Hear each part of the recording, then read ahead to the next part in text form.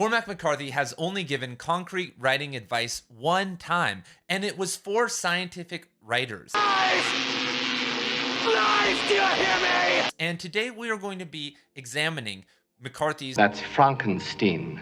writing tips and using McCarthy's only scientific paper, The Kekulé Problem, to show how he applies his tips to his own scientific writing. And of course, when the opportunity presents itself, we'll talk about how he also applies some of these tips to his fiction writing. And if you guys are wondering about my qualifications to talk about scientific writing, well, I've explored the fourth dimension on psychedelics. Love is the only thing that can save this poor creature. I learned the science of cheating and applied it to all my high school science classes. I think an intelligent fellow like you would fall for all this superstitious rot. And I got fired as a ski instructor because I was reading a quantum mechanics book while I was teaching someone to ski. So you guys can trust me. So here is McCarthy's first tip. Use minimalism to achieve clarity. While you are writing, ask yourself, is it possible to preserve my original message without that punctuation mark, that word, that sentence, that paragraph, or that section? Remove extra words or commas whenever you can. And of course, this is why we love Cormac McCarthy. And if we look at the Kekulé problem, and I'm saying Kekulé because that's how McCarthy says it. If we look at the second line of the work, he was trying to arrive at the configuration of the benzene molecule and not making much progress when he fell asleep in front of the fire and had his famous dream of a snake coiled in a hoop with its tail in its mouth, the Ouroboros of mythology, and woke exclaiming to himself, "It's a ring." So if we look at the sentence, we have almost 3 lines, and before the colon, we have 2 M dashes at the very end. And the M dash is the most underrated piece of punctuation ever. Learning the M dash changed my life, and I think that using it in scientific writing is very smart because it controls pace very well. Because at some level, it's almost like the bold of punctuation. It helps draw your attention. It has a little bit more of a break than a comma, but it's not a period. And it draws your attention to the next phrase or to the stop. And that's important because McCarthy emphasizes the Ouroboros of mythology. And using minimal punctuation most of the time does not mean create these super long sentences. That's one thing that you can do. But if we actually examine some of McCarthy's works, one of the smartest things that you can do as an author is learn how to create short sentences. Because first of all, in any type of writing, you want to create contrast. You want in the sentence, the sentence structure, the flow, the sounds, the words obviously meant the content. And a lot of writers have a bad habit of writing mostly medium to long to way too long of sentences. So if we look at McCarthy's passages right here, here's some short sentences. Somewhat like vision, perhaps. Tempting material for teleologists. But between those 2 lines is a decently long sentence. But vision we now know is traceable to perhaps as many as a dozen quite independent evolutionary histories. So our next tip is much more scientifically oriented. Decide on your paper's theme and 2 or 3 points you want every reader to remember.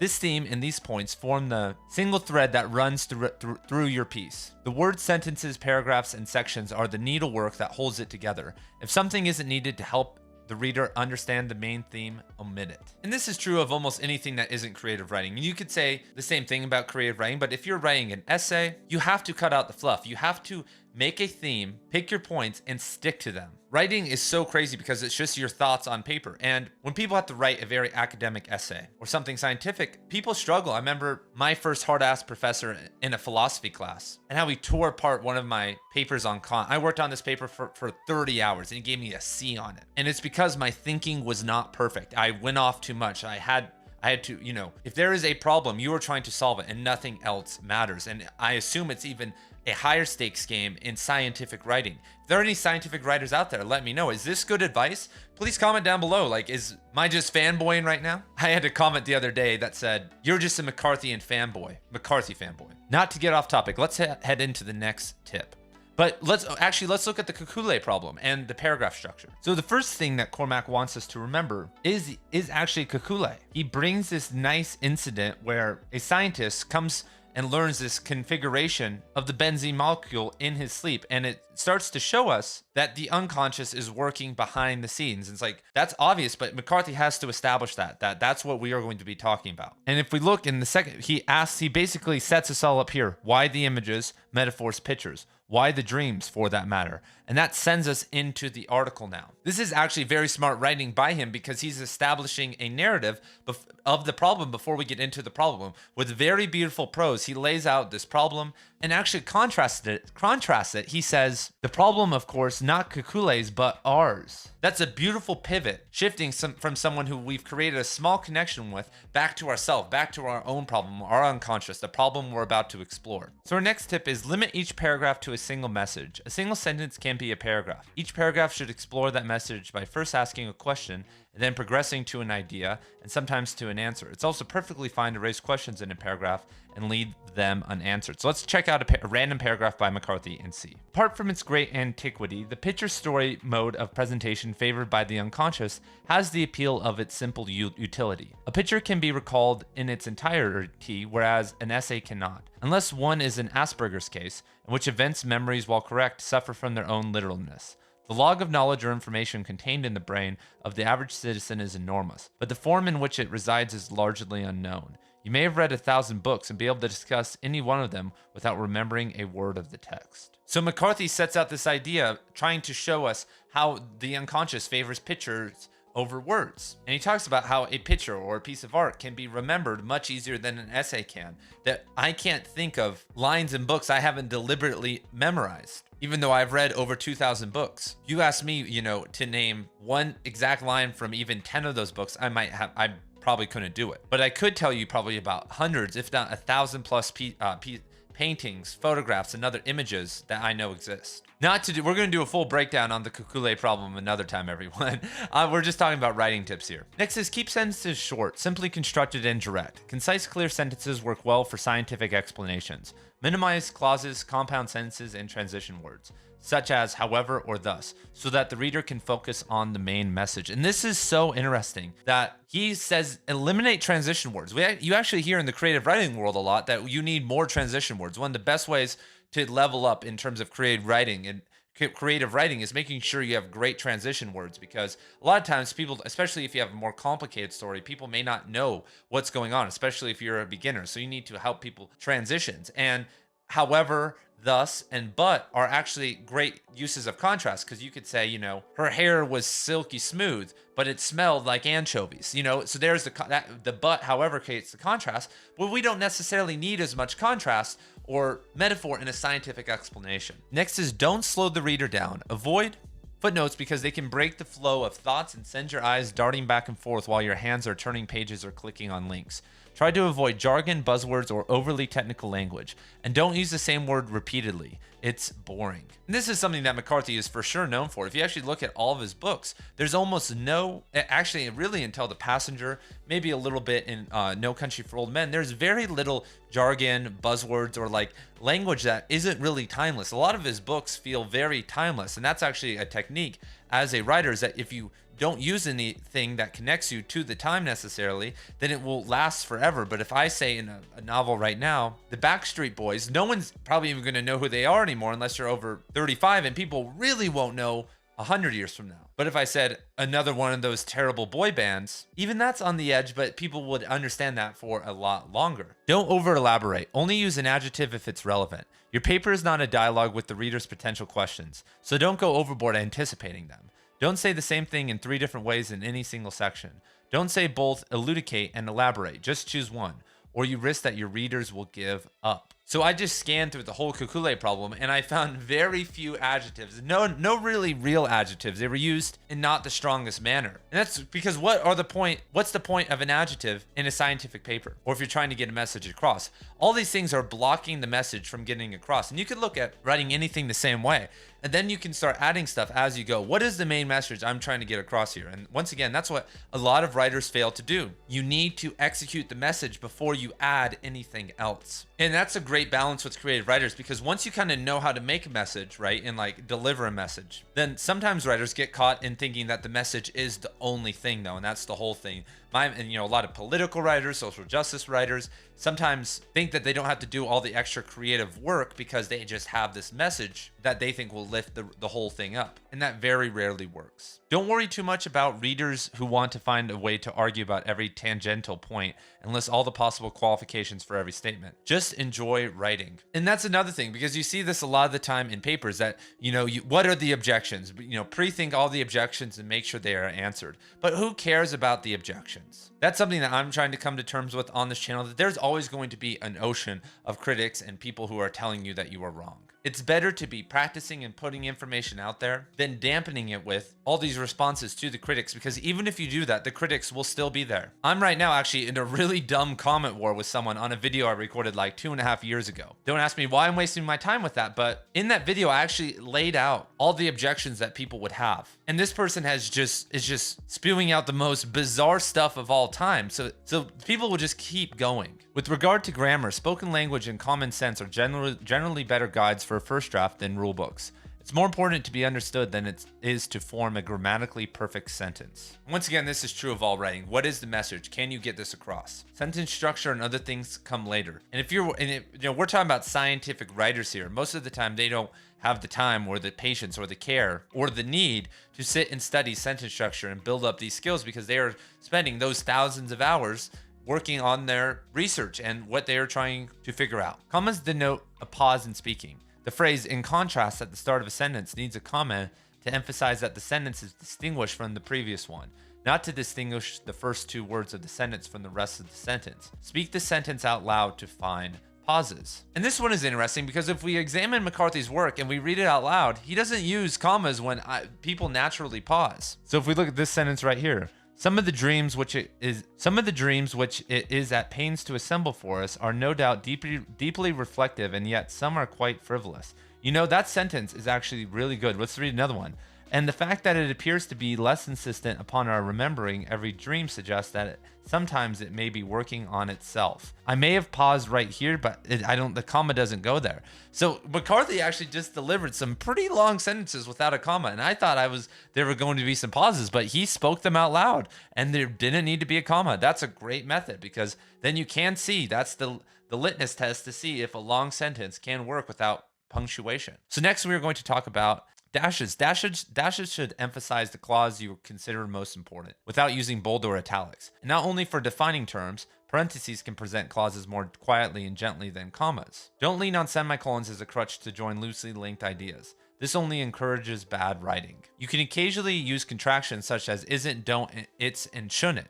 Don't be overly formal, and don't use exclamation marks to call attention to the significance of a point. You could say surprisingly or intriguingly instead, but don't overdo it. Use these words only once or twice per paper. So that is my opinion also. If you adverbs, that means basically saying adverbs and other words that are that take away from the message. You should only use them occasionally, because at times you are going to need to use them in your writing. There are, these split moments where you need to be used passive verbs or adverbs or other, a lot of personal pronouns to get your message across, just because that's what works. But when you have a whole paper that's filled with them, then it's going to create a ton of problems for the reader and weaken your argument. So inject questions and less formal language to break up tone and maintain a friendly feeling.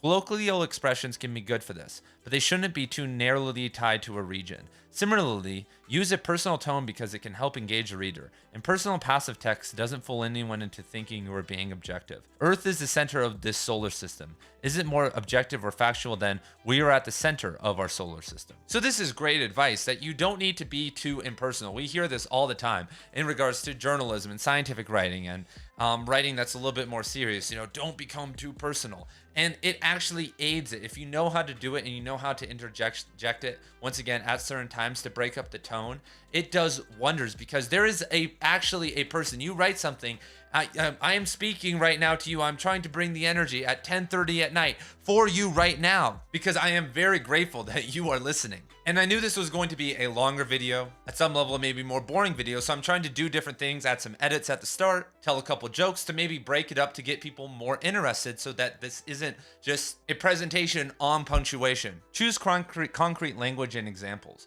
If you must talk about arbitrary colors of an abstract sphere, it's more gripping to speak of this sphere as a red balloon or a blue billiard ball. That's great. Avoid placing equations in the middle of sentences. Mathematics is not the same as English, and we shouldn't pretend it is. To separate equations from the text, you can use line breaks, white space, supplementary sections, intuitive notation, and clear explanations of how to translate from assumptions to equations and back to results. So I've never experienced this before, but the first thing I thought of is when authors just throw Latin, Greek, Sanskrit, and other things in the middle of a sentence instead of maybe giving us a line break. You know, if you're going to throw something big at the reader and it's separate from English, then you need to give us some space or give us a line break to separate it. That's the same, that's what happens with block quotes. So, if you're going to put someone else in your writing for, a bunch of sentences, it's better to separate them so that the reader can separate you from the quoted author. When you think you are done, read your work out loud to yourself or a friend. Find a good editor you can trust and who will spend real time and thought on your work. Try to make life as easy as possible for your editing friends. Number pages in double space. Hallelujah, everybody. Number your pages in double space. That's all that matters. I can't tell you guys how many creative writing manuscripts I get from people, friends, students, just whoever, and it's in the most bizarre formatting. One time some kid gave me, it was vertical, it was on horizontal paper and 8-point font, double-sided also. And I was like, bro, what the fuck? And he was like, bro, you're just trying to save the environment. And I was like, and guess what? I didn't edit his paper at all. Said, yeah, I'll do this. And the next time I saw him, he's like, what'd you think? I was like, bro, that was so good. That was profound. I've never seen it. Don't change anything, maybe a little bit more characterization, but you know what you're doing, man. One more draft, one more run through by you, and it'll be good to go. Maybe I'm just a shit talker, though. That kid's probably selling 1 million books right now. After all this, send your work to the journal editors. Try not to think about the paper until the reviewers and the editors come back with their own perspectives. When this happens, it's also often useful to heed Rudyard Kipling's advice. Trust yourself when all men doubt you, but make allowance for their doubting too. Change text where useful and where not to. Politely explain why you're keeping your original formulation. And don't rant to editors about the Oxford comma, the correct usage of significantly, or the choice of that versus which. Journals set their own rules for style and sections. You won't get exceptions. So this is great, right? There's all these little nuances that journals of all types and editors make, and just let it flow. If they're going to publish your stuff, then who cares? Just make it easy on them. If you have some things that you don't want to break, then don't do that. This has happened to me when publishing certain works in journals, that there are certain things that this has to go. And sometimes I'm like, all right, that's fine. But other times I'm like, this ruins the whole core of the story. And you guys are doing this because maybe you're scared or not, scared that this might be too insane to publish or blah, blah, blah. So I'm not going to do it. And it's so funny that Rudyard Kipling came up because earlier today I was watching a video for a class I was teaching and Rudyard Kipling came up and I was like, holy crap, when's the last time I thought about Rudyard Kipling? That doesn't come up very much. And the way that the guy in the video used Rudyard Kipling's philosophy was really a low reach. It was not good. And that just came up again. Really cool. Finally, try to write the best version of your paper, the one that you like. You can't please an anonymous reader, but you should be able to please yourself. Your paper, you hope, is for posterity. Remember how you first read the papers that inspired you while you enjoy the process of writing your own. When you make your writing more lively and easier to understand, people will want to invest their time in reading your work. And whether we are junior scientists or world-famous novelists, that's all we want, isn't it? So I guess I should say that this wasn't written by Cormac McCarthy, but all his colleagues who talked to him about this stuff over lunch, and he helped edit some of their papers because obviously he would never.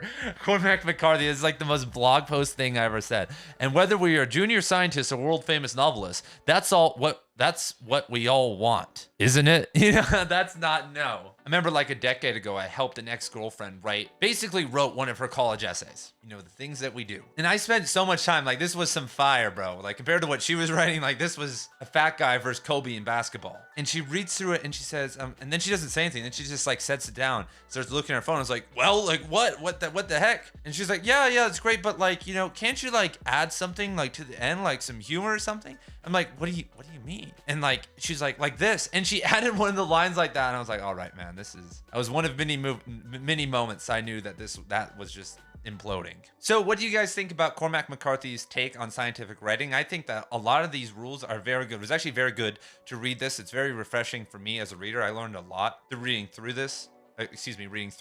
And I'm going to actually be releasing videos soon on the Kekulé Problem, kind of a full breakdown. And then also we're going to start exploring a series on Cormac McCarthy's writing style. I'm thinking, it's probably going to be over 10 videos for sure. It probably will never end. for decades, we'll be examining this type of stuff. But I want to do some basic analysis of his writing style. So if you guys have anything to say that you want me to include on his writing style, leave that down below. That's something I'm trying to do now more here, is get, content from you guys that if you let me, share it, I'll attribute it to you, and we can just spread this stuff out to the world if you don't want to start a YouTube channel and talk about Cormac McCarthy. So I will see you guys later. Peace.